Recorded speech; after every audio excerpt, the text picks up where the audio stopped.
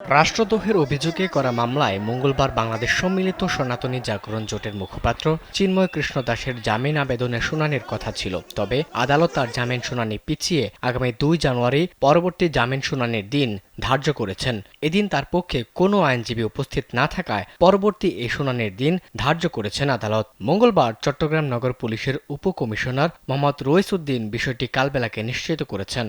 মঙ্গলবার চট্টগ্রামের মহানগর দায়রা জজ মোহাম্মদ সাইফুল ইসলামের আদালতে জামিন শুনানির তারিখ ছিল। তবে আসামি চিন্ময় কৃষ্ণ দাসকে আদালতে হাজির করা হয়নি। এদিন চিন্ময় দাসের পক্ষে কোনো আইনজীবী শুনানিতে দাঁড়াননি।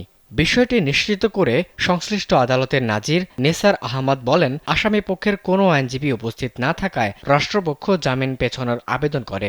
এলো ভিশন মুশকিল আসান অফার। যে কোনো ব্র্যান্ডের পুরনো ফ্রিজ নিয়ে চলে আসুন ভিশন শোরুমে আর নিয়ে যান নতুন ভিশন ফ্রিজ 20% পর্যন্ত ছাড়। সে আবেদনের পরিপ্রেক্ষিতে আদালত শুনানি পিছিয়েছেন। তাই আগামী ২ জানুয়ারি এই মিসকেস মামলার শুনানির দিন ধার্য করা হয়েছে।